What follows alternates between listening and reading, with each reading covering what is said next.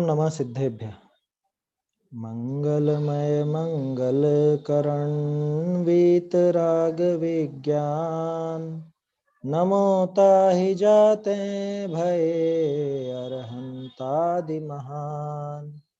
करि मंगल करि हो महाग्रंथ करण को काज, जाते मिले समाज सब पावे निज पद राज। मोक्ष मार्ग प्रकाशक ग्रंथ के छठे अधिकार पर अपनी चर्चा चल रही है और इसमें हम अब इसका अंतिम प्रकरण जो है कुधर्म का निरूपण और उसके उनके श्रद्धा नादिक का निषेध, इस पे चर्चा कर रहे हैं। और इसके साथ ही हमारे पर्वों में जो विसंगतियां आ गई हैं, हमारे पर्वों के आधार पर जो विकृतियां फैल गई हैं, उनकी भी चर्चा इसके साथ ही कर रहे हैं। वो चर्चाएं करना जरूरी भी है, क्योंकि जैसे रत्नकरण जी में एक श्लोक आता है, न धर्मो धार्मिकेर बिना, कि धार्मिक जीव के बिना, माने धर्म का अवलंबन लेने वाले जीव के बिना धर्म नहीं रहता। ठीक उसी तरह से ये धर्म भी इन पर्वों के सहारे आगे बढ़ता है, ऐसा अपन कह सकते हैं। सामान्य कथन है, क्योंकि पर्व जो आते हैं वो हमारे ये धार्मिक प्रवृत्ति को, धर्म से संबंधित हमारी भावनाओं को एक तरह से बूस्टर का काम करते हैं। जैसे साल भर हम कैसे भी रहते हो, लेकिन जब 10 लक्षण आते हैं तो कैसा भी जैन हो, नामधारी भी, तो भी कम से कम 10 दिन तो वो आलू प्याज आदि बाहर का भोजन या अभक्ष आदि छोड़ ही देता है। तो ये 10 दिन में क्या हो गया ऐसा? तिथियों में कुछ विशेष बात है क्या? कि तिथियों में तो कुछ विशेषता नहीं थी, लेकिन एक पर्व का काल होता है और उसके निमित्त से, उसके आधार से कुछ अपनी भावनाओं को एक तरह से समझ लीजिए, क्या कहें, वो जैसे बूस्टर डोज होती है ना, बच्चों के टीके लगते हैं, बूस्टर टीके, वो थोड़े थोड़े सालों में लगते हैं, 3-4 साल में एक बार। तो उसी तरह से कुछ कुछ समय में बीच बीच में अपने को बढ़ावा देने के लिए, अपने उस धार्मिक प्रवृत्ति को बढ़ावा देने के लिए, या यूं कहें कि अपने स्वयं का एक चेकअप के लिए, खुद की भावनाओं के चेकअप के लिए ये पर्व आते हैं। तो धर्म का संबंध उस व्यक्ति से भी है और धर्म का संबंध इन पर्वों से भी है, ऐसा अपन कह सकते हैं। क्योंकि इन पर्वों में हम विशेष रूप से वो धार्मिक भावनाएं भाते हैं।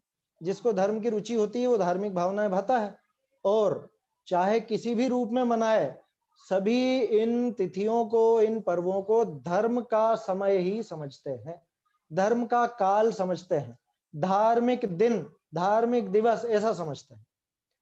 तो इसीलिए अगर वो सही रूप में ये दिनों का उपयोग हो तब तो बहुत अच्छी बात है, लेकिन अगर विपरीत हो गया तो बहुत उल्टा उल्टा नुकसान हो जाता है ना। कल हम इस पैराग्राफ पर बात कर रहे थे, जो पहला पैराग्राफ था, पहले अपन टोडरमल जी ने जो जो लिख के दिया है अपने को, वो सारी बातें पढ़ लेंगे और उसके बाद फिर जिन जिन पर्वों की हमको चर्चा करनी है वो सारी अब हम चर्चा करेंगे। कल हम देख रहे थे कि जहां हिंसादि पाप उत्पन्न हो, वह विषय कषायों की वृद्धि हो, और वहां धर्म माने, वो सब कुधर्म है, वो सब कुधर्म है।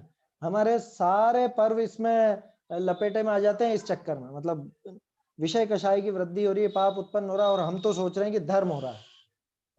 तो धर्म की परिभाषा कल हमने शुरू में देखी थी, है ना। धर्म वास्तव में वीतराग भाव का नाम है, चारित्र का नाम है, और वो जो अपना मोह और क्षोभ से रहित आत्म परिणाम है, वो समत्व परिणाम ही चारित्र कहलाता है, वो ही धर्म है।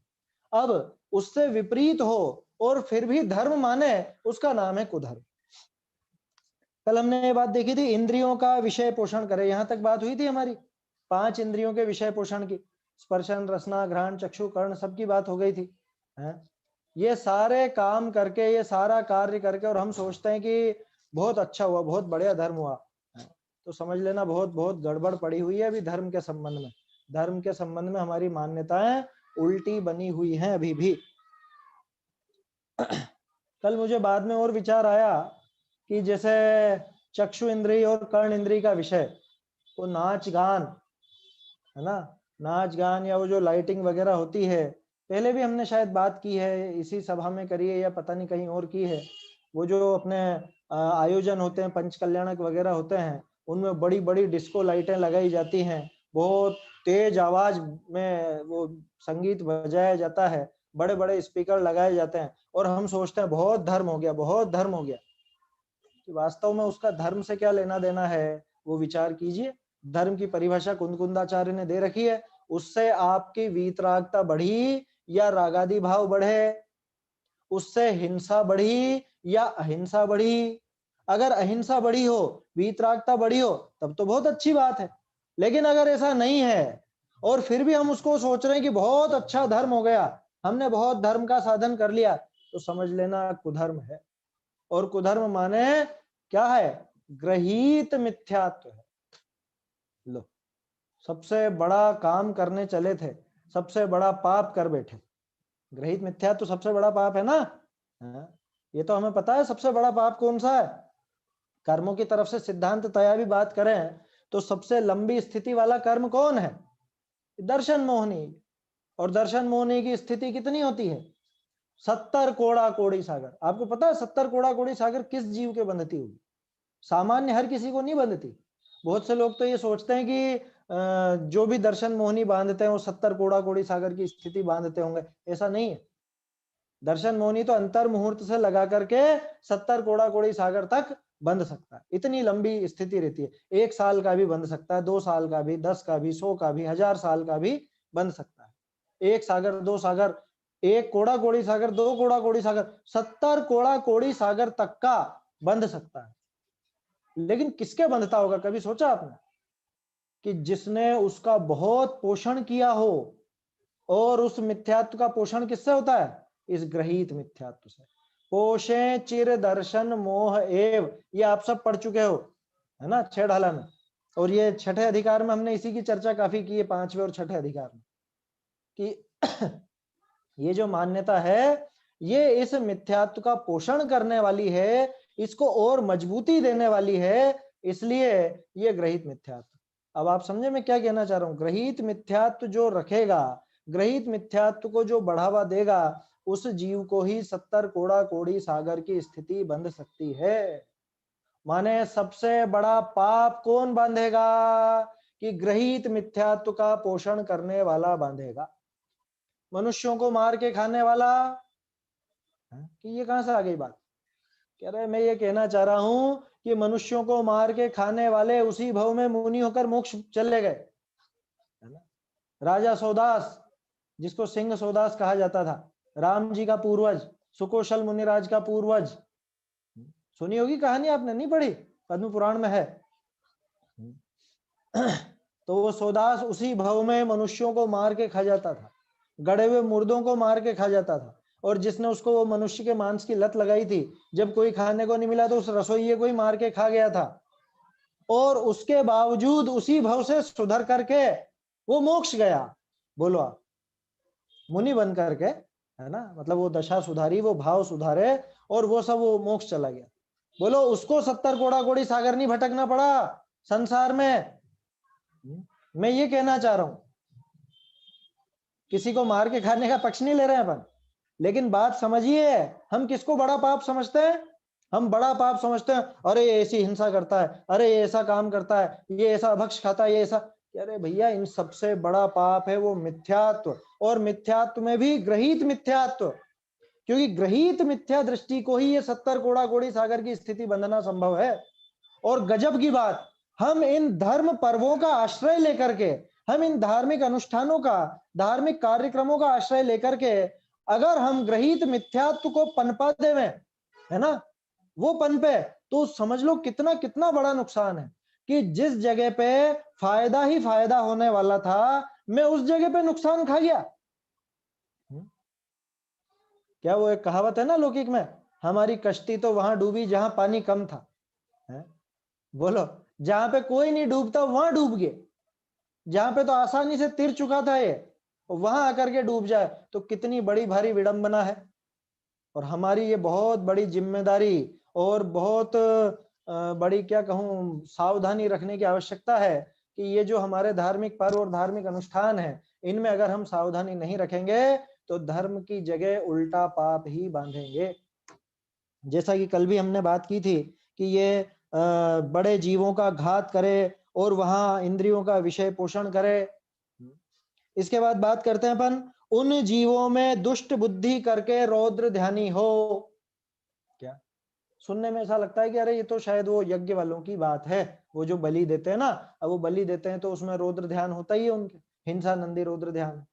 मुझे बताइए, हमारे अभी जो ये पर्व आ रहा है वीर निर्वाण उत्सव, अभी हमारे घर के बच्चे वो दिए जलाएंगे, पटाखे चलाएंगे, इन सब में वो जीवों का घात नहीं होगा?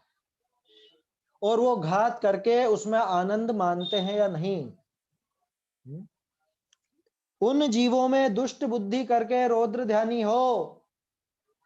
किन जीवों में? कि जिन जीवों का घात हो रहा है और वहां उनको कोई परवाह नहीं, कोई परवाह नहीं। गजब हो गया। बच्चे भी ऐसे हो गए। खैर बच्चों की गलती नहीं है, वो उनके माँ बाप की गलती है, वो बचपन से उनको सिखाया नहीं। अब वो उसी तरह से वो भी तर्क देने लग जाता है, अरे कुछ नहीं होता, जीव कुछ नहीं होता, कोई नहीं मरता है। वो बच्चे ऐसा कहने लग जाते हैं। उनको समझाओ कि भैया पटाखे मत चलाओ, ये मत करो, वो मत करो। अब चूंकि ये दिन आने वाला है ना, इसलिए ये बात करनी भी जरूरी है। उन जीवों में दुष्ट बुद्धि करके रौद्र ध्यानी हो, इसमें आप सब चीजें ले लीजिएगा, वो पटाखे भी लीजिएगा। वो कि नहीं साहब हम पटाखे नहीं चलाते, अच्छा और दिए लगाते हो कि नहीं है? कि नहीं नहीं, एक दिया तो लगाना ही पड़ता है। कि मुझे ये बताओ क्यों लगाना पड़ता है, क्या कारण है वो दिया लगाने का, वो दीपक लगाने का क्या प्रयोजन है? आपके घर में लाइट नहीं है, है? भाई पहले के लोग दीपक जलाते थे क्योंकि उनके घर में बिजली नहीं थी, लाइट नहीं थी, दियों से ही रोशनी की जाती थी, तो दिए लगाते थे। और पर्व का दिन है, कुछ ऐसा अवसर है खुशी का, तो वो ज्यादा लगा देते थे। अब आपके घर में तो लाइट है ना, अब दिए का औचित्य क्या? गंभीरता से विचार कीजिए, औचित्य क्या है उसका? कि नहीं नहीं वो हम वो उनको केवल ज्ञान लक्ष्मी प्रकट हुई और भगवान महावीर मोक्ष गए, इसकी याद में हम ये जला रहे। अच्छा, इसकी याद में आपको दिया जलाना ही याद रहा, वो महावीर स्वामी क्या क्या उपदेश देके गए वो याद नहीं रहा, वो याद नहीं आ रहा है। कि उस दिए में, उस दीपक में, या चलो दीपक छोड़ दो कि हम तो दिया भी नहीं जलाते, हमने तो नया काम चालू कर दिया, आजकल तो वो एलईडी छोटे छोटे बल्ब होते हैं, उनकी सीरीज आती है, वो लगा के सजावट कर लेते। होता है ना, सजावट बहुत होती है, लोग बाग बहुत सजावट करते हैं, आज भी बहुत लोगों ने कर रखी है। क्या आज से ही चालू हो गए त्योहार तो, है ना? आज क्या है वो, क्या बोलते हैं वो, देव उठनी एकादशी, आज देव जाग गए हैं। इनके, अरे हिंदुओं में है वो मान्यता, वो देव सो भी जाते हैं उनके यहाँ, हमारे जाग भी जाते हैं। और देव का मतलब वो भगवान, हमारे भगवान के तो निद्रा तो दोष कहलाती है, 18 दोषों में निद्रा नाम का एक दोष है ना, है? फिर कौन सी देव उठनी एकादशी? और आज से वो सजावट वजावट सब चालू हो जाएगी, लोगों के घरों में दीपक लगने चालू हो जाएंगे, जैनों के घर में। अन्य की बात नहीं करनी अपने को, अन्य को नहीं समझाना है, हमें तो स्वयं अपने ऊपर देखना है, हमारी परिस्थिति क्या है, हमारी प्रवृत्ति कैसी है, ये विचार करना है। जो भी लोग आप सब सुन रहे हैं, है ना, मुझे पता नहीं कौन कौन कहाँ कहाँ है, लेकिन जो भी हो, और अगर ये होता हो तो बिल्कुल बंद कर दीजिए, कुछ भी उसमें कोई अनिष्ट नहीं। अगर आपने उसमें इष्ट अनिष्ट की भावना रख रखी तो वैसे ही ग्रहित मिथ्यात्व। क्या? वो तो स्पष्ट ग्रहित मिथ्यात्व कि नहीं नहीं साहब एक दिया तो जलाना ही पड़ता है। क्यों जलाना पड़ता है? कौन से शास्त्र में लिखा है कि एक दिया जलाना ही पड़ेगा आपको? कहाँ लिखा है? पहले तो थोड़ी सी पटाखों की बात करें, नहीं तो वो बात रह जाएगी। कर ही लेते हैं आज से बात, कहाँ इंतजार करेंगे, है? क्योंकि लोग बाग तो अब दिलाने जाएंगे ही सही बच्चों को, या किस्मत से नहीं भी जाएंगे, अब तो सरकार ने बैन लगा दिया है तो, है ना? जब बैन नहीं भी लगा हुआ हो, प्रतिबंध नहीं भी हो, तो भी बच्चों को बहुत प्रेम से समझाएं कि बेटा इसमें कौन सा आनंद मिलता है, कोई आनंद मिलता है इसमें? हम संसार में भी ऐसी वस्तु भोगते हैं जिसमें हमारी पांचों इंद्रियों में से किसी ना किसी इंद्रिय का सुख हो। जैसे हम मिठाई खाते हैं तो मिठाई में स्वाद आता है, अच्छी लगती है, चखते हैं, तो रसना इंद्रिय का विषय है। हम पंखा कूलर एसी चलाते हैं, हीटर चलाते हैं, तो स्पर्श अच्छा लगता है। हम नरम गद्दे पे सोते हैं, वो स्पर्शन इंद्रिय का विषय है। अच्छी अच्छी खुशबू सूंघते हैं, वो घ्राण इंद्रिय का विषय है। अच्छा अच्छा दृश्य देखते हैं, कुछ चलचित्र वगैरह देखते हैं, कुछ भी अपन देखते हैं फिल्में वगैरह, तो वो सब मन का और आंखों का विषय है, कर्ण इंद्रिय का विषय है। संगीत सुनते हैं, वो इंद्रियों का विषय। ये पटाखे कौन सी इंद्रिय का विषय है, तो बताओ? स्पर्शन इंद्रिय का? कोई भी अपने हाथ में रख के पटाखा नहीं चलाता। ये मैं आप लोगों को बता रहा हूं ताकि आप बच्चों को समझाएं।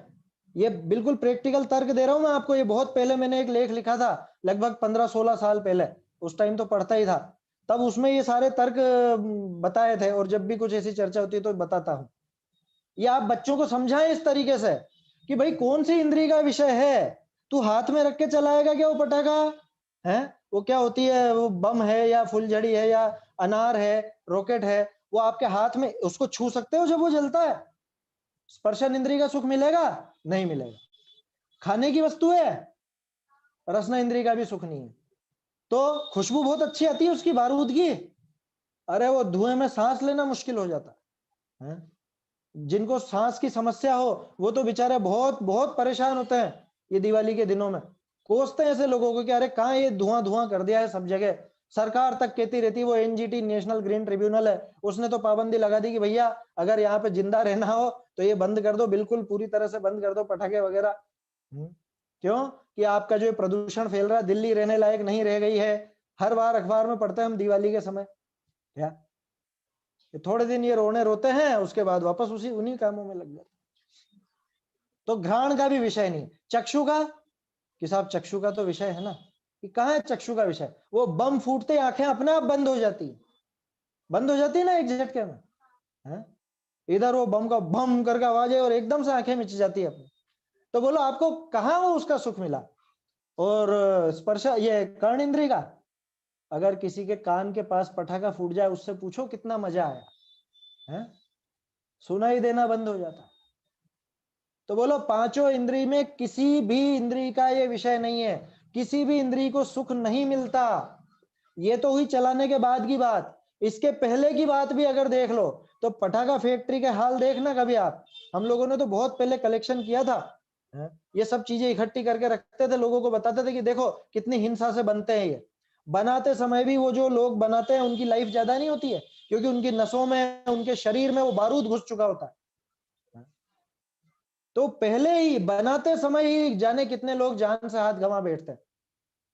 उसके पहले ही किसी फैक्ट्री में बारूद की फैक्ट्री में आग लग गई, कुछ भी हो गया, वहां धमाके हो गए, लोग बाग मर गए, जाने कितनी कितनी खबरें आपने पढ़ी होंगी, अखबार में बताने की आवश्यकता नहीं है। इकट्ठा करो तो एक पूरी मैगजीन बन जाए 50-100 पेज की। तो आप सब ये बच्चों को समझाएं क्या कि बेटा इसमें अपने किसी इंद्रिय का कोई पोषण नहीं है, उल्टा नुकसान है। पैसों का भी नुकसान है, समय का भी नुकसान है, स्वास्थ्य का भी नुकसान है, और सबसे बड़ा नुकसान धर्म का नुकसान है। क्यों नुकसान है धर्म का? अरे इतनी हिंसा, और अगर तुझे इसमें मजा आता है तो फिर ये तो हिंसा नंदी रौद्र ध्यान है। क्या उन जीवों में दुष्ट बुद्धि करके रौद्र ध्यानी हो, लिखा ना ये? बोलो ये रौद्र ध्यान नहीं है क्या? और वो तो क्या सोचता है कि नहीं नहीं ये तो हमारा धार्मिक त्योहार है, धार्मिक पर्व है। चलो पटाखे की बात तो हो गई है ना, इतनी बात करनी, इससे ज्यादा नहीं। बाकी तो आप लोग समझाइए अपने अपने बच्चों को। अब अपन तो अपनी बात करें बड़ों की, ये सजावट वगैरह कितने लोग रुक जाएंगे हैं? बाबूजी कहा करते थे, बाबूजी का जो आखिरी प्रवचन शायद मैंने पहले भी जिक्र किया, वो कहता है कि सुनते नहीं है लोग, बहरे हैं, बिल्कुल बहरे, सभी बैठ करके अभी गर्दन हिलाएंगे, हाँ हाँ करेंगे, और घर जाके वही काम करेंगे जो इनको करना। भैया गंभीरता से विचार कीजिए, हम जैन हैं, आपको क्या दिखावा करना है? अभी टोडरमल जी आखिर में फिर से बताएंगे मोक्ष पहाड़ की एक गाथा, लज्जा गारव और भय। आपको किससे लज्जा है कि अरे पूरे मोहल्ले में देखो दिए जल रहे हैं, हम नहीं जलाएंगे तो अच्छा लगेगा क्या? हम अलग नजर आएंगे? है? हमारी जो जो भी है, आपका मोहल्ला हो, कॉलोनी हो, या जो भी आपका एरिया हो, कि अरे लोगों से बिल्कुल अलग नजर आएंगे, अच्छा नहीं लगेगा, थोड़ा सा ऑकवर्ड लगता है? क्या थोड़ा क्या बोलते हैं वो, पिछड़े से लगते हैं, स्टेटस दिखाने के लिए थोड़ी बहुत तो करनी पड़ती है साहब। अरे स्टेटस किससे किससे मैच करना चाहते हो? यहाँ तो कहते हैं हे सिद्ध जैसे जीव त्यों भवलीन संसारी वही है, नहीं ऐसा? तो यहाँ तो सिद्धों के बराबर स्टेटस बताया गया अपना, कहने की बात है क्या वो?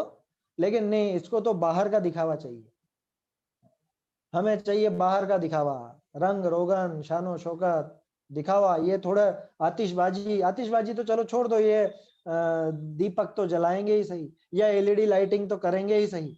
मैं देख रहा हूँ अभी से बहुत से लोगों ने लगा दिए हैं और बहुत सी जगह हो चुके हैं, है ना? आपकी बात नहीं कर रहा हूँ, यहाँ पे कभी निकलते हैं बाजार में तो दिखता है क्या। कि हमारे सजावट तो करनी पड़ती है।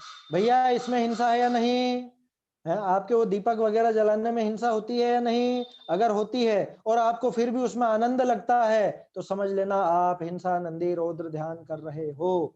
और उसके बाद फिर अगर उसको धर्म का कार्य मानते हो तो उल्टा काम हो गया और ग्रहित मिथ्यात्व का पोषण हो गया। मैंने देखा है हमारे रिश्तेदारी में ही बहुत सी महिलाओं को परस्पर आचार्यत्व करते हुए, आचार्यत्व समझते हो ना, एक दूसरे को बताते हो, नहीं नहीं इतने नहीं जलाना, 11 जलाओ, 13 जलाओ, 15 जो भी है, मुझे पता नहीं कितना कितना बोलते हैं कि एक तरफ तो इस दिशा में तो इतने जलाना और उस दिशा में इतने जलाना, उस दिशा में इतने जलाना, रसोई में इतने जलाना और कमरे में इतने और देहली पे इतने हैं, अपने मकान के दरवाजे पर इतने, ये सब करते हैं ना, बताती है रहती है महिलाएं सब आपस में, शिक्षा देती है, जो बड़ी है वो बच्चियों को शिक्षा देंगी, तभी तो परंपरा आगे बढ़ेगी। क्या है ये भैया? ये ग्रहित मिथ्यात्व है, ग्रहित मिथ्यात्व। और अगर आपको धर्म की मान्यता नहीं भी हो तो हिंसा नंदी रौद्र ध्यान है। क्या हिंसा नंदी रौद्र ध्यान आया समझ में? उन जीवों में दुष्ट बुद्धि करके रौद्र ध्यानी हो तो विचार कीजिएगा। ये विषय अभी लेने का प्रयोजन यही है कि अभी 5-6 दिन है, अच्छे से अपना मानस बना लीजिए, उखाड़ फेंकिए ये ग्रहित मिथ्यात्व की जो मान्यताएं हैं, व्यर्थ की जो ये और अपन ने चला रखी हैं फालतू में ऐसी कुरीतियां, इन कुरीतियों को फेंक दीजिए एक झटके में, देर नहीं लगनी चाहिए। अरे जिस जीव को अपना कल्याण दिखता हो, अपना कल्याण का मार्ग मिल गया, उसको उसको परवाह है जगत की? वो परवाह करेगा जगत की? क्या अरे लोग बाग क्या कहेंगे, एक दिया तो जला लो, एक दिया तो जला लो, ये नहीं जलाना। आया समझ में? और क्या कह रहे हैं? तीव्र लोभ से औरों का बुरा करके अपना कोई प्रयोजन साधना चाहे। तीव्र लोभ से औरों का बुरा करके, कि साहब औरों का बुरा तो हम नहीं करते, कि ठीक है, लेकिन तीव्र लोभ से अपना कोई प्रयोजन साधना चाहे, ये तो करते हैं। ये कहाँ करते हैं? क्यों, शाम को पूजा करोगे कि नहीं करोगे? हैं? जैनी और शाम को पूजा करें? मैं आश्चर्यचकित रह गया। कुछ दिनों पहले, मतलब कुछ महीनों पहले मुझे पता चला अपने साधर्मी भाई स्वाध्यायी, और वहां पे वो दीपावली की पूजन शाम को, कहां पे? दुकान में है? घरों में? घरों में पूजा होती है क्या? पहले तो मैं आपसे ही पूछता हूँ। कोरोना काल में तो बहुत करी सब लोगों ने, क्या घरों में द्रव्य पूजा कर ली, गजब हो गया। क्या आप पढ़िए क्रिया कोश आदि जो चारित्र के ग्रंथ है थोड़े चरणान योग के, वो पढ़ना चाहिए। घरों पर द्रव्य पूजा नहीं होती, भाव पूजन आप कहीं भी कर सकते हो, भगवान का स्मरण आप बैठे बैठे मन में चिंतन कर सकते हो, गुनगुना सकते हो, बोल सकते हो, कोई दिक्कत नहीं। लेकिन घर पर आप बैठ करके और क्या करोगे? वहां प्रतिमा नहीं है तो तस्वीर के सामने, नहीं तो टीवी पे दिख रहे हैं, वहां टीवी पे भी द्रव्य चढ़ा रहे हैं, हम यहाँ पे भी द्रव्य चढ़ा रहे हैं। घरों पर द्रव्य पूजा नहीं होती, ये स्पष्ट लिख लीजिएगा आप। आया समझ में? कोई भी विद्वान कहते हो, कोई पक्ष लेते हो, मुझे परवाह नहीं, क्योंकि बहुत से लोग कह देंगे कि बहुत सारे विद्वानों ने कराई है साहब, उन्होंने खुद नहीं करी है, कि करी होगी, मुझे भैया उनसे मतलब नहीं है, वो उनका जाने। मैं तो सीधी बात ये जानता हूं कि चरणान योग के शास्त्रों में साफ है, पूजन भगवान की भगवान के सामने ही होगी, मंदिर में ही होगी। द्रव्य पूजा की बात कर रहे हैं, भाव पूजा तो आप चाहे जहां करो, उसकी मना नहीं है। तो अपनी तो बात क्या चल रही है? तीव्र लोभ से अपना कोई प्रयोजन साधना चाहे।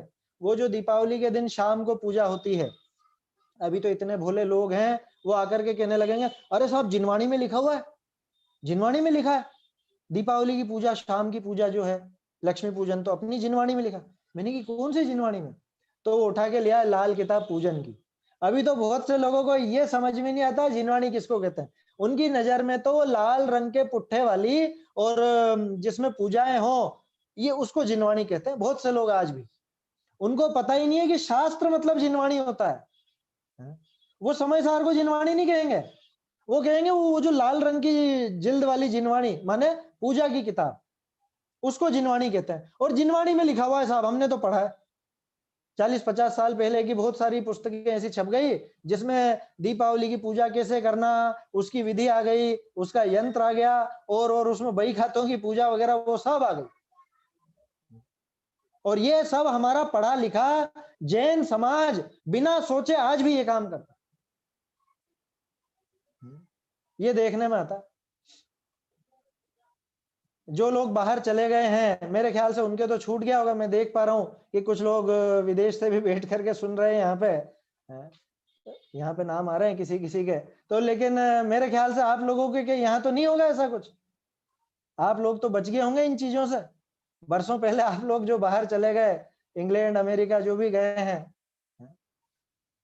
यहाँ बहुत बहुत बुरी समस्या है, बहुत भारी समस्या है। मतलब जा करके 10 लक्षण में दीपावली की बात करनी पड़ती है, ये स्थिति हो चुकी है। 10 लक्षण में जाओ और वहां पे लोगों को समझाना पड़े कि भैया घर पर पूजन नहीं होती, शाम को पूजन नहीं होती, शाम को बिल्कुल मत करना। अभी बहुत से लोग ये विधि बता रहे हैं, व्हाट्सएप पर मैसेज चालू हो चुके हैं कि शाम को ये मुहूर्त रहेगा, इस टाइम पे पूजा कर लेना। शाम को पूजा कहाँ होती है भैया? शाम की पूजन का विधान कहाँ है? कौन से शास्त्र में शाम को पूजा करो आप?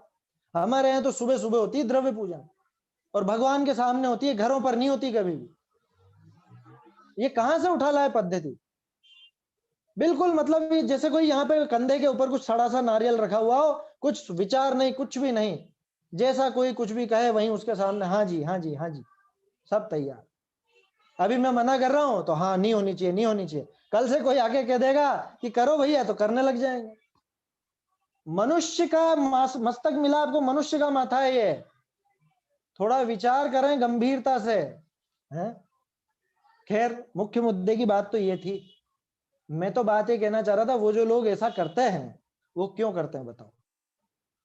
कि नहीं साहब हम तो भगवान की पूजा करते हैं बस, वो केवल ज्ञान कल्याणक है ना। वो उनको गौतम स्वामी को शाम को हुआ था ना, उनको शाम को हुआ था तो हम शाम को मना रहे, शाम को कर रहे हैं कि अच्छा तो महावीर स्वामी रात में मोक्ष चले गए तो तुम रात को पूजा कर लेना उनकी, है ना। और करते ही बहुत से भाई तो रात में ही करते हैं, सूर्योदय होने के पहले ही वो सब चढ़ जाता है, निर्वाण लाडू वगैरह सब पूजा वगैरह हो जाती है, सब हो जाता है। मतलब कितनी इसकी खोटी बुद्धि होगी है। अरे आपके घर में मान लो रात को 2 बजे भी कोई बच्चा पैदा हुआ है तो उसका जन्मदिन तो दिन में ही मनाओगे ना आप, कि रात को 2 बजे जग के मनाओगे? हैं? दिन में ही तो मनाओगे। खैर आजकल तो उल्लुओं की पद्धति चल चुकी है, रात को 12 बजे उठ के मैसेज किए जाएंगे। हैं? उल्लू क्यों कह रहा हूं, गाली नहीं दे रहा हूं, उल्लू जगता है ना रात को, इसलिए बता रहा हूं। ये उल्लुओं की पद्धति है कि रात में जागना और दिन में सोना। किसी को बुरे लगे हों मेरे शब्द तो क्षमा कीजिएगा, लेकिन असलियत है ये, क्या करें? विचार कीजिए आप। तीव्र लोभ से अपना कोई प्रयोजन साधना चाहे। मैं तो बात ये कहना चाह रहा था कि वो जो शाम की पूजा कर रहा है उसके दिमाग में क्या चल रहा है मुझे बताओ? कि नहीं वो केवल ज्ञान कल्याण कुछ नहीं है, केवल ज्ञान कल्याण की वो सिर्फ ये लक्ष्मी की पूजा है और कुछ नहीं है। उसका सिर्फ रूप बदल दिया है, अन्य मत में वो लक्ष्मी की पूजा करते हैं, तुम यहाँ पे ये करने लग गए गौतम स्वामी की अथवा महावीर स्वामी की, या और बही खातों पर तो निशान लगाएंगे सही। भगवान की वो प्रतिमा तो दुकान पे है नहीं, तो भगवान की फोटो या कोई यंत्र वगैरह रखेंगे और उस पर ही कुछ भी साथिया वगैरह करके और उसकी पूजा कर लेंगे। ये पूजा की विधि है क्या? क्या इस तरह से पूजन होती है क्या? वो चित्र, जैसे ये चित्र है, ये चित्र पूजनीय है क्या? चित्र कभी पूजनीय नहीं होता, चित्र के कभी दर्शन नहीं होते। आप ये पद्धति चला रहे हो, आपके बच्चे देख रहे हैं, वो कल से मंदिर तक नहीं जाएंगे, वो घर में तस्वीर को ही नमस्कार करके ऑफिस पहुंच जाएंगे, दुकान धंधे पे पहुंच जाएंगे। ये विचार करने लायक बात है। और खास चीज, बार बार अपन वो विषय से हट रहे हैं, तीव्र लोभ से अपना प्रयोजन साधना चाहे। अब मैं कहता हूं छोड़ दो, शाम की पूजा मत करना। अरे नहीं साहब वो तो करनी पड़ती है। क्यों? कह रहे नहीं वो करनी पड़ती है, वो कुछ नुकसान हो जाएगा नहीं तो।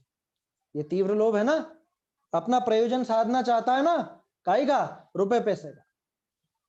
वो लक्ष्मी पूजन करना चाह रहा है वास्तव में, और नाम देता है केवल ज्ञान लक्ष्मी की कर रहे हैं हम तो। कि तुम्हें लक्ष्मी नाम इतना प्रिय क्यों है ये तो बताओ, है? तुम्हें केवल ज्ञान लक्ष्मी, मैं कहता हूं केवल ज्ञान सूर्य की क्यों नहीं कर रहे हो तुम? केवल ज्ञान लक्ष्मी की क्यों कर रहे हो? है? तुम्हें वो लक्ष्मी ही क्यों चाहिए? अभी शब्दों पे बात करेंगे अपन, दीपावली पे भी बात करेंगे। बहुत से लोगों को हैप्पी दीपावली ही दिखती है, क्या दीपावली ही नजर आती है, उनको वीर निर्वाण नजर नहीं आता है। उसकी बात करेंगे, उसके लिए अभी समय है। पहले तो अपन इसी पर बात करें कि ये जो शाम की पूजा है, क्या ये जैन पद्धति है? बिल्कुल भी नहीं है। कितने ही बड़े से बड़ा विद्वान आपसे कह दे बिल्कुल गलत है, बिल्कुल गलत है, कि अच्छा आप खुद को सबसे बड़ा कहना चाह रहे हो क्या? है इन्हें भैया, मैं किसी से बड़ा छोटा कुछ भी बात नहीं कहना चाह रहा हूं।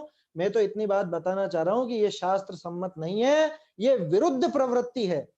जैन धर्म में सुबह पूजन होती है ना? शुद्ध आमनाई की बात कर रहा हूं, बाकी आपको जो लेना हो लेते रहिए। आप कह दोगे कि साहब हमने देखा है, ऐसे बहुत से ग्रंथ देखे हैं। यहाँ भट्टारक युगीन ग्रंथ बहुत से हैं ऐसे जो भट्टारकों ने लिखे हैं, है ना? अभी 200-400 साल पुराने भी मिल जाएंगे, जहाँ पे यंत्र मंत्र तंत्र सारी बातें मिलेंगी। रात में पूजन का, रात में अभिषेक का भी मिल जाएगा, स्त्रियों के अभिषेक का भी मिल जाएगा। तो क्या उन सबको प्रमाण मान लोगे आप? हम तो यहाँ शुद्ध आमनाई की बात कर रहे हैं। मूल मुद्दा ध्यान में रखिए, अहिंसा और वीतरागता, कि जहां वीतरागता खंडित हो, हिंसा बढ़े, वो कार्य किसी भी रूप में धर्म की क्रिया के रूप में स्वीकृत नहीं किया जा सकता। उसे हम धर्म नहीं कह सकते, और आप उसी को धर्म कहलाना चाह रहे हो, यही कुधर्म है। इसी का नाम कुधर्म। और क्या है कुधर्म बताओ? अब बोलो, हम पढ़े लिखों के घर में नहीं घुस गया कुधर्म? हम पटाखे नहीं चलाते, हम दिया भी नहीं जलाते, छोड़ दिया हमने तो दिया भी, लेकिन हम वो पूजा तो करेंगे शाम की। ये कुधर्म है, क्योंकि आपके दिमाग में मान्यता वो बैठी है। और उस पूजन से क्या लाभ है बताओ? कि नहीं साहब, हम तो सिर्फ देव की पूजा करना चाह रहे हैं। क्यों सुबह नहीं करी आपने? हैं? सुबह नहीं करी क्या जो शाम को करना चाह रहे हो? दिन भर से बहुत बिजी थे। थोड़ा सा विचार करें, क्या है हमारे बहाने, क्या है हमारे कुतर्क? हम फटाफट ऐसा तर्क निकलता है हमारी जीवान से, कैसा? यार वो तो भगवान की तो पूजा है, ये तो भगवान की पूजा कर ली ना भैया सुबह। तुझे बहुत भक्ति उमड़ रही है, दिन में तो नहीं गया, तो दोपहर में तो पूजा करना है। दोपहर में क्यों नहीं गए? अगर बहुत भक्ति थी दोपहर तक जाके कर लेते। शाम के समय सूर्यास्त के बाद कोई पूजन होती नहीं है, बल्कि सूर्यास्त के जो अंतर मुहूर्त का काल है उस समय भी ये कोई कार्य नहीं किया जाता। सूर्योदय के अंतर मुहूर्त पश्चात मंदिर की क्रिया प्रारंभ होती है। ये शुद्ध आमनाय तेरा पंथ का नियम है। सूर्योदय के अंतर मुहूर्त बाद, अभी ये धीरे धीरे सूर्योदय लेट होता जा रहा है ना, लोग बाग बिल्कुल कि अरे तो क्या करें, बैठे रहें क्या, 8-8 बजे तक बैठे रहेंगे क्या कोई? ऐसा बोलते हैं लोग। क्या कि ठीक है तुम बहुत बिजी हो, भगवान फालतू बैठे, उनको क्या है, उनको तो दिन भर वहीं बैठना है ना?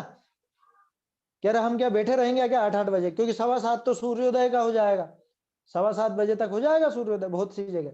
अब 7:15 से पौन घंटा और आगे निकाला तो 8 बज जाती है। अब आप कह रहे हो 8 बजे हम मंदिर की क्रिया करें, कि भैया शुद्ध हमना है तो यही है, बाकी तुम्हारे दिमाग में जो जमे सो करो, हम कौन होते हैं मना करने वाले? लेकिन विवेक रखो आप क्या करना है क्या नहीं करना। देखते हैं हम 6-6 बजे सुबह अंधेरे में, अंधेरा रात्रि काल में ही मंदिर की सारी क्रियाएं कर लेते हैं। उनसे सीधा सा कहा जाए, तुम इस समय रसोई का काम कर सकते हो, खाना बना सकते हो?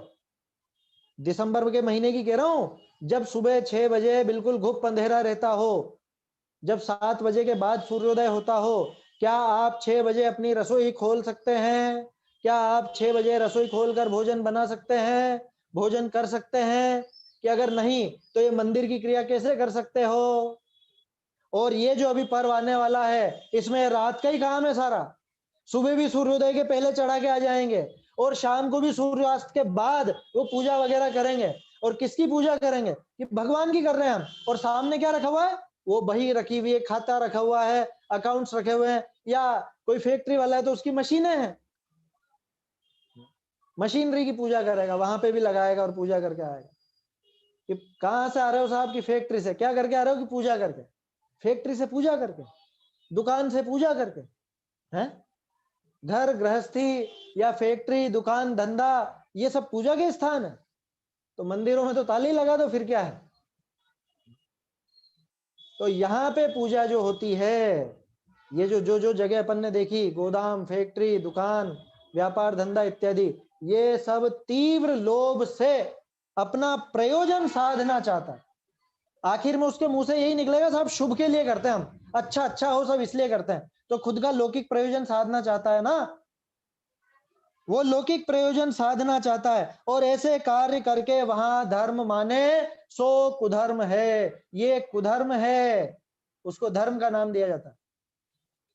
और उससे पूछो कि तुम जो ये पूजा आदि क्रिया कर रहे हो, ये पूजन आदि की क्रिया क्या है, ये बताओ साहब, पाप है कि नहीं? नहीं, हम पाप थोड़ा ना, ये तो धर्म है, धर्म की क्रिया है, अच्छा है, यही कहेगा वो। उस पूजा को धर्म की क्रिया ही तो कहते हैं सभी। यहां कह रहे हैं कि वो धर्म नहीं है, वो कुधर्म है। क्यों? कि एक तो प्रयोजन खोटा, एक स्थान खोटा, एक विधि खोटी, ये सारी चीजें तो खोटी हो गई उसमें, और फिर उसमें धर्म मानता, तो ये सब कुधर्म है। ये मूल अपना बेस है, ये पैराग्राफ इस पूरी चर्चा का। आया समझ में? आगे बढ़ते हैं अपन, है ना, क्योंकि पहले ये पढ़ेंगे तभी जाके हम पूरी डिटेल में वो सारी बात कर सकेंगे। आगे देखते हैं। मुझे एक विकल्प आ रहा है, अभी समय भी थोड़ा सा 10-1 मिनट ही है, और चूंकि अब 11 तो हो ही गई है और 13 आने वाली है, अब लोगों के आपके पास काफी मैसेज भी चालू हो जाएंगे, तो मैं सोचता हूं कि पहले उसी की बात कर ली जाए, है ना, उसकी बात कर लेते हैं, आगे का विषय तो अपन देखेंगे। चलिए, तो धनतेरस, है ना, अपना पर्व है या नहीं है, थोड़ी सी चर्चा करते हैं उस पर। आएंगे आपके पास मैसेज बहुत से कि नहीं नहीं ये धन्य तेरस है, ये धन्य तेरस है, अपने बहुत से विद्वान भी कहेंगे इस तरह की बात, है ना। किसी से व्यक्तिगत मुझे कोई विद्वेष नहीं है, कोई लेना देना नहीं, कौन कह रहा है ये भी मुझे पता नहीं, लेकिन कही जाती है इस तरह की बातें, बहुत चलती है। 2-4 साल से देख रहा हूँ व्हाट्सएप पर इस तरह की बहुत सी खबरें आती। धनतेरस नहीं है, ये धन्य तेरस है। क्यों है धन्य तेरस? कि महावीर स्वामी का आखिरी उपदेश इस दिन खिरा था, इसलिए ये धन्य तेरस है, और ये धन्य तेरस का बिगड़ करके धन तेरस हो गया है, इसलिए ये अपना त्योहार अपने को मनाना चाहिए। चलिए, पहला प्रश्न तो ये कैसे मनाओगे, कैसे मनाओगे? लौकिक विधि तो ये है कि कुछ ना कुछ नई खरीदी करो। मैं कहता हूं एक सुई भी उस दिन खरीदी तो ग्रहित मिथ्यात्व का पोषण किया आपने। धनतेरस के नाम पे खरीदा तो ग्रहित मिथ्यात्व का पोषण है, बिल्कुल मत खरीदना। बुकिंग करा रखी हो तो कैंसिल करा देना, आगे पीछे के कर लेना कुछ भी अगर किसी के दिमाग में हो तो। दूसरा नाम देंगे उसको ध्यान तेरस। कह रहे ध्यान में बैठ गए थे ना महावीर स्वामी, इसलिए वो ध्यान तेरस थी, उसका नाम बिगड़ के धन तेरस हो गया। मुझे एक बात ये बताओ कि अन्य मत में कहीं आपको वीर निर्वाण उत्सव का कुछ बिगड़ा हुआ नाम मिला है? हमारे पर्व जो है उनका नाम मिला है? 10 लक्षण नाम मिला कभी आपको? वीर शासन जयंती का कुछ नाम मिला? तो फिर आप क्यों फालतू में संगति बिठाना चाह रहे हो दूसरे से? और आपको लगता है कि दूसरे लोगों ने आपसे ही लिए सारे त्योहार? उनकी अपनी कथाएं हैं, उनके समय में उनके जो भी उनके शास्त्र हैं, उनका मत जैसा भी है, उनकी खुद की कथाएं, वो उसके हिसाब से मनाते हैं। आप क्यों उनसे संगति बिठाना चाहते हो? आप क्यों ये बताना चाहते हो कि हमारे यहाँ से निकले हैं सबके सब, या जो भी है? कह रहे वो बात ठीक है, जो भी है हमारे यहाँ से निकले, कि किस पे क्या प्रभाव है उससे लेना देना नहीं। आप क्यों फालतू में ये दूसरे पर्वों को जैन पर्व सिद्ध करना चाहते हो? क्यों आप ये कहना चाहते हो कि नहीं, है ना? देखो ना, स्थिति पे ये हुआ था ना, कि चलो ये भी देख लेते हैं। अब मैं आपके सामने प्रमाण और तर्क ये दोनों से बात करूंगा। पहले प्रमाण की बात सुन लीजिए आप। महावीर स्वामी की निर्वाण तिथि क्या है? कार्तिक की अमावस्या। सभी कहेंगे कार्तिक की अमावस्या। आप तिलोय पन्नती, मैं जो ग्रंथ बोल रहा हूं चाहो तो देख लेना, तिलोय पन्नती, हरिवंश पुराण, महापुराण, उत्तर पुराण, ये 3 तो मैंने पुराणों के नाम लिए, और एक तिलोय पन्नती का नाम लिया है। इन चारों ग्रंथों में महावीर स्वामी का निर्वाण कल्याणक की तिथि देखिएगा, पता चल जाएगा क्या है तिथि। कार्तिक कृष्ण चतुर्दशी, अमावस नहीं है, कार्तिक कृष्ण चतुर्दशी है। मैं प्रमाण सहित ये बात कह रहा हूं, मनगढ़ंत बात नहीं बोल रहा हूं। अरे ये क्या हुआ, फिर हम अमावस को मनाते आ रहे हैं वर्षों से, पूजाओं में लिखा है कार्तिक मावस श्याम पायो प्रभु निर्वाण तुम। अरे उसका ऐसा है कि कार्तिक कृष्ण चतुर्दशी के अंतिम प्रहर में उनका मोक्ष हुआ।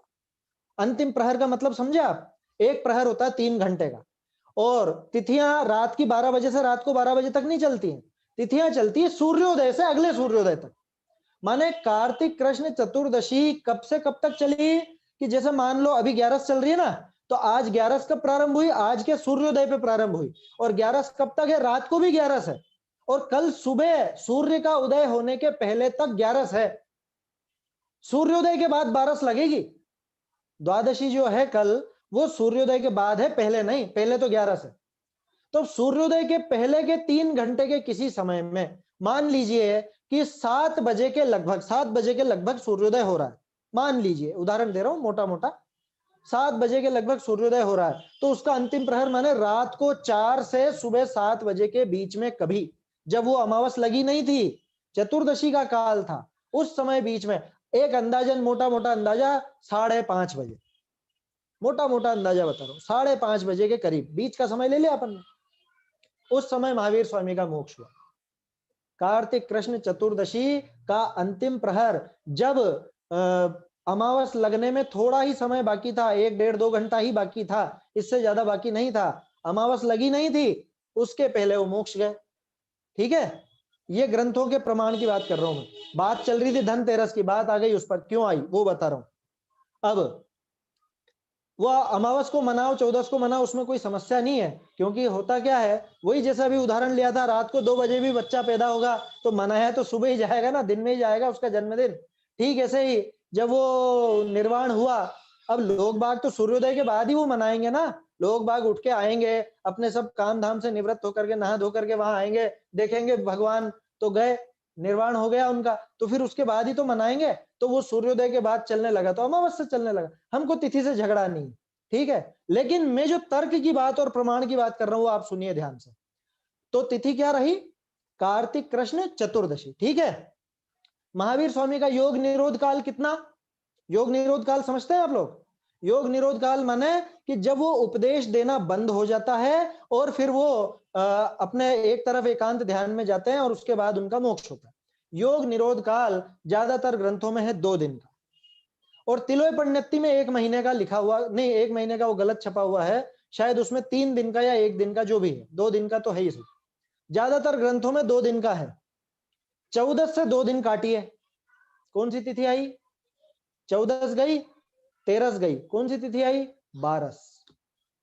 तो आखिरी उपदेश कौन सी तिथि पर हुआ? 12 के दिन हुआ। 13 के दिन कहां हुआ?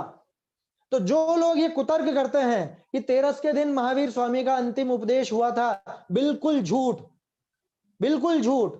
12 के बाद तो उनका उपदेश ही नहीं हुआ, 13 के दिन अंतिम उपदेश कैसे हो सकता है? ये तो थी आगम प्रमाण की बात। अब सुनो तर्क की बात, है ना, कि मान लो कि अगर 13 के दिन आखिरी उपदेश हुआ भी, तो आप उसको धन्य कहोगे कि अभागी कहोगे? है? क्यों कह रहा हूं मैं ऐसा? एक पर्व मनाते हैं अपन, वीर शासन जयंती, मेरी नजर में सबसे बड़ा पर्व है वो। क्यों? कि अगर महावीर स्वामी का उपदेश ही नहीं होता तो ये चर्चाएं कहां से आती, ये ग्रंथ कहां से होते? वीर शासन जयंती कौन सा दिन था?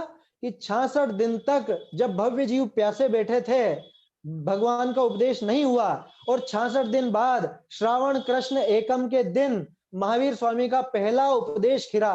वो तिथि कितनी कितनी ऊंची, वो सबसे बड़ा पर्व मनाया। अब जिस दिन उपदेश प्रारंभ हुआ वो तिथि अगर धन्य है, तो जिस दिन अंतिम उपदेश हुआ वो धन्य कैसे हो सकता है? मेरा तर्क समझ में आ रहा है? कभी स्कूल के बच्चों से पूछना कि बेटा सबसे अच्छा पीरियड कौन सा, फर्स्ट पीरियड अच्छा है कि लास्ट पीरियड अच्छा? कि लास्ट पीरियड। क्यों? कि अब घंटी बज जाएगी छुट्टी की, अब पढ़ना नहीं पड़ेगा, छुट्टी छुट्टी छुट्टी। समझ में आया?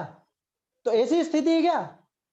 अगर आप इस अंतिम उपदेश की तिथि को धन्य कहते हो, इसका मतलब आपको बहुत तकलीफ हो रही थी वो जो 30 वर्षों से उपदेश चल रहा था उससे, कि बढ़िया अब सुनना नहीं पड़ेगा, छुट्टी पाई। रोज का 3 टाइम 2 घंटे 24 मिनट है, 3 टाइम का 7 घंटे 12 मिनट। अरे व्यापार धंधा भी देखना होता है? इतना कौन सुने, कौन बैठे इतना? अब छुट्टी पाई इसलिए अच्छी तिथि है, ऐसा है क्या? मतलब क्या है हमारी मानसिकता, क्या है ये तो विचार कीजिए। तो मेरा तर्क समझ में आया आपको? कि वो अभागी है वो 13, तो अगर उस 13 को मानते भी हो तो 13 तो है ही नहीं पहली बात। तो 12 की भी बात करें तो ये काला दिन है अपने लिए 12 का। क्यों?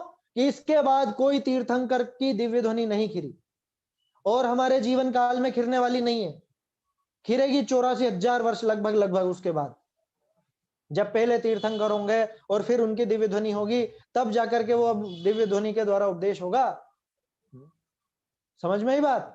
तो अगर ये अंतिम उपदेश की तिथि मान के आप इसको धन्य तेरस या ध्यान तेरस कहना चाहते हो तो बहुत भ्रम में हो, बहुत भ्रम में। न तिथि से मैच होता है वो, न इस तर्क से मैच होता है। और बताऊं, ये बताइए कि आपको पर्वों की कोई कमी है क्या?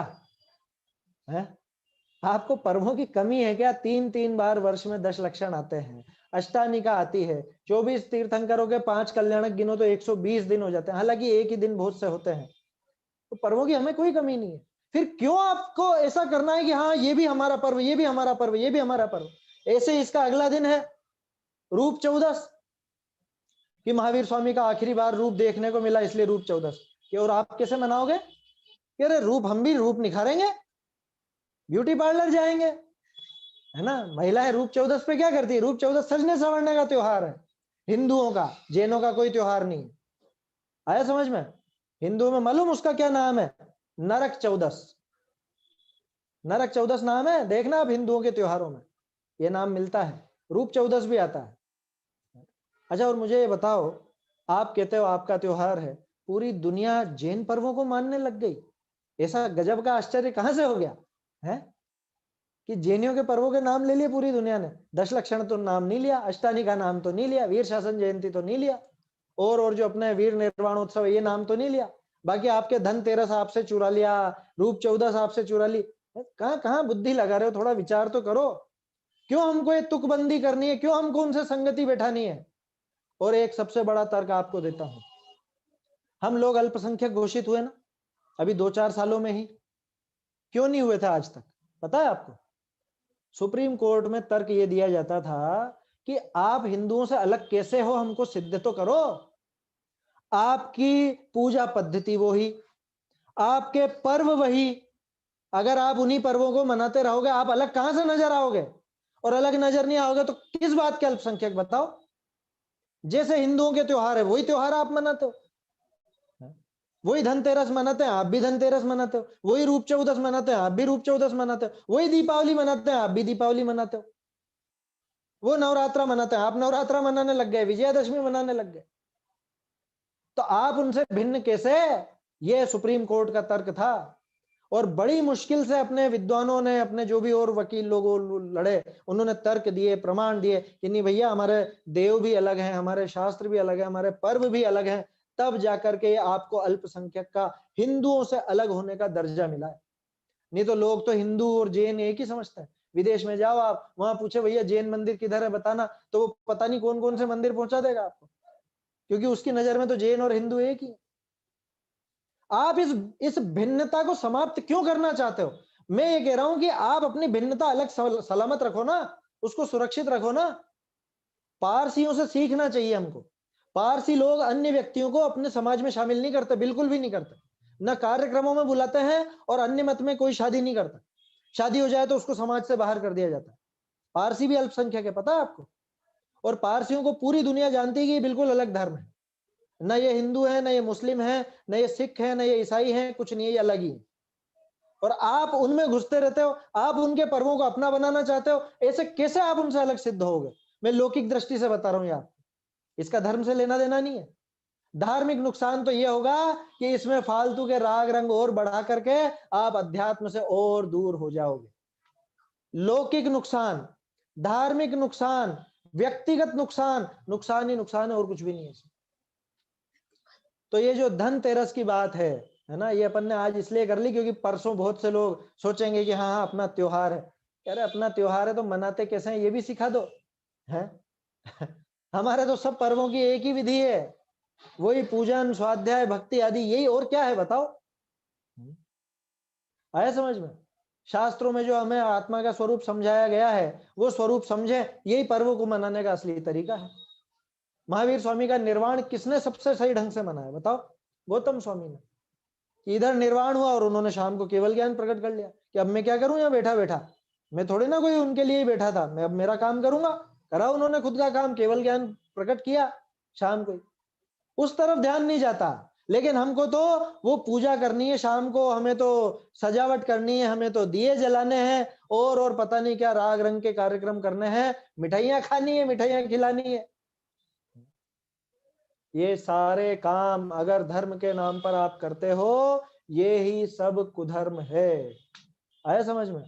तो ये धनतेरस की बात एक अपन ने कर ली, रूप चौदस की भी बात कर ली, और भी अभी दीपावली के बारे में भी अपन बात करेंगे, है ना। ये सब चर्चा जारी रहेगी अपनी। अब तो कल अपन देखेंगे इसके आगे का विषय, है ना। दान का प्रकरण तो अपन देख चुके हैं पहले, उसके बारे में अपन बात नहीं करेंगे अभी, अभी उसका प्रसंग भी नहीं है। अपन 189 पेज से कल देखेंगे, है ना। आप प्रकरण तो पूरे पढ़ के रखिए, क्योंकि आगे पीछे सब मिलता हुआ ही विषय आएगा पर्वों के संबंध में, है ना। समय अभी हो चुका है, आगे की चर्चा कल करेंगे। बाकी सभी आप लोग इन बातों पर गंभीरता से विचार कीजिए, है ना। मेरा कोई ऐसा व्यक्तिगत किसी से कोई विद्वेष नहीं है, ना ही मेरी ये भावना है कि आप सब मुझको बिल्कुल सही सही स्वीकार करें, लेकिन ये मैं आपसे कहता हूं, इन पे विचार कीजिए, और ये जो गलतियां हैं इनको हमें जल्दी से जल्दी सुधार लेना चाहिए, तुरंत इनको छोड़ना चाहिए। पता चले कि ये काम गलत है, ये धर्म के नाम पे गलती हो रही है, तो तुरंत उसमें सुधार करना ही चाहिए। आप शास्त्र पढ़िए, मेरा कहा मत मानिए, शास्त्रों को मानिए, तर्कों को मानिए। तोडरमल जी की पहली पंक्ति याद रखिए, जहां हिंसादि पाप उत्पन्न हो, विषय कषाय की वृद्धि हो, ऐसा काम धर्म नहीं हो सकता।